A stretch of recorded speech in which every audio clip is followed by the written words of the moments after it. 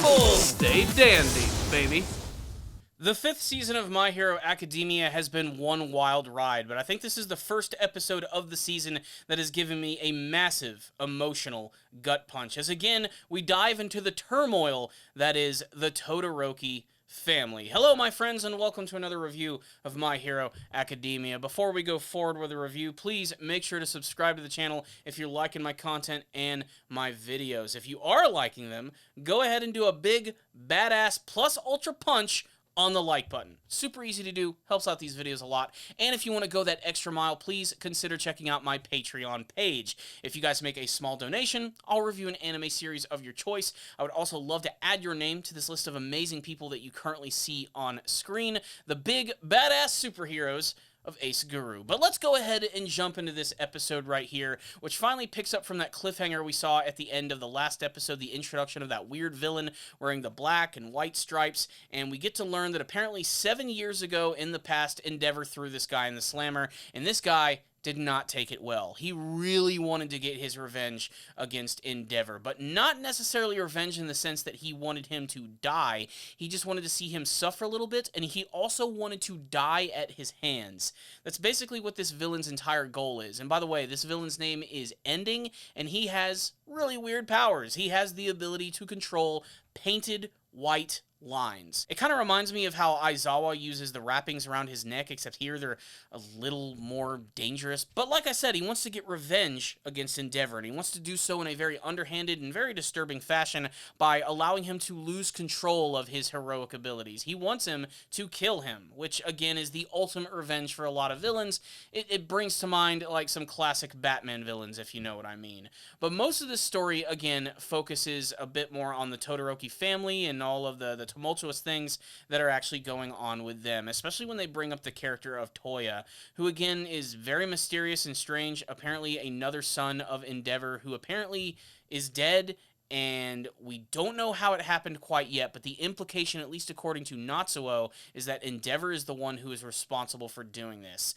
And it's still a complete and utter mystery what's going on here, but again, it just shows, you know, everything that went on with Endeavor. It wasn't just, you know, Shoto's problems. It was things that went on with Toya as well. There are a lot of issues with the Todoroki family, and they continue to try and work them out.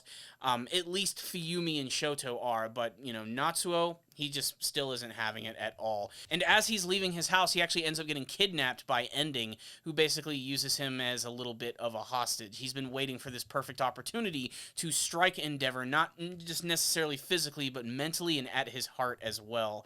And this leads to a really great scene where Endeavor's getting ready to return all of his students back to their school before they prepare for the next jobs and all the tests that are coming up, when suddenly they end up running into this guy on the road, and a massive battle ensues. But when Endeavor sees that his son is actually trapped, he suddenly freezes and doesn't really know what to do. And that's when the other three heroes, the big three is what I'm going to call them now, because that's basically what they are, spring into action, and we finally get to see the fruits of their training. And this is nothing short of an amazing scene, as every character gets to do some pretty amazing shit, especially with Ending, who manages to create a lot of scenarios that make this a really great heroic sequence, grabbing all these cars, throwing them up into the air, with Deku having to save everybody, finally utilizing his black whip in the best way possible that we've ever seen, Katsuki Bakugo being able to save Natsuo from getting hit by a train, and then of course Shoto, who manages to not only stop Ending by blasting him with fire, but also freezes him in the process, a perfect combination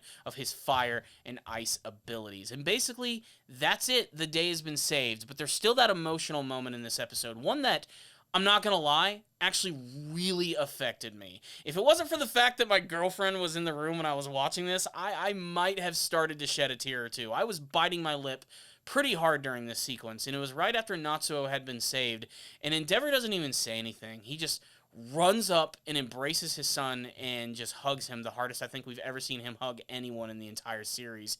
And this was a huge moment. It really hit home. And what I really love about this scene is what followed, this conversation between father and son, where in any other series, especially in a shonen battle manga that's meant for younger viewers, everything would have been wrapped up nice with a little bow on it. And it doesn't necessarily go that way. I mean, it's still Endeavor saying that he's not necessarily looking for forgiveness from his son, but he's simply trying to atone for it. And Natsuo finally understands what he's saying, yet at the same time, he still can never forget the horrible things that he's seen. Every single time that he sees his father's face, he's reminded of those terrible times, of those horrible things that happened in the past, and he's not necessarily ready to accept him with open arms either. But this is at least the first building block for seeing these characters try to build a relationship with one another, and it is powerful. That's just the best way to describe it. And I'd go as far as to say maybe the best scene in this entire season. Maybe I'm selling it a little too hard, but I thought it just absolutely worked perfectly in this episode. We also have a post-credit scene here. After everybody returns back to the schools, we get to see that Endeavor returns home, and it looks like he realizes that the best way for his family to survive is if they have to live away from him. He will continue to live in their old home, but he's going to build a new one for them so that they can at least continue to have something of a family unit, but at the same time, they won't have to have the constant fear of having to be reminded of him every single time they see him. While this is something that Fuyumi can do, as she desperately wants to cling on to anything that resembles a family, and Shoto has a lot more kindness, Natsuo, it's still a very big struggle for him, and this is, again, showing just how much Endeavor has changed as a character. I don't know what it is about him, but he's definitely had, I think, some of the most development out of just about any character from the entire show. He reminds me of Vegeta from Dragon Ball and Dragon Ball Z and Dragon Ball Super and all that other stuff.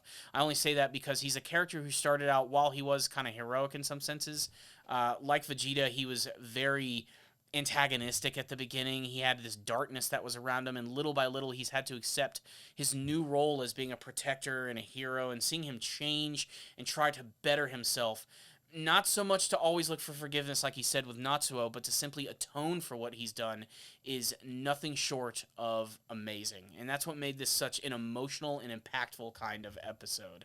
I loved this one. I'm giving it a 5 out of 5. I absolutely loved it. It also helped that the action scenes in this episode looked fan-freaking-tastic. They were awesome. There were also some other great characters. Like, I love Endeavor's driver, the guy who picks him up. He's this loud, ridiculous dude who makes even Katsuki Bakugo shut up, which I think is fucking hilarious. That alone is worth the price of admission. That's what made this episode. No, it's the emotional stuff. It's good stuff. So there it is. That's my thoughts on this episode. I would really love to get yours, and you can sound off in the comment section below telling me what you thought about the latest episode of My Hero Academia, all those big action scenes of watching the big three heroes jump into action, and of course, more of Endeavor's interaction with Natsuo, and maybe even I'd like to hear a little bit more about this whole Toya situation.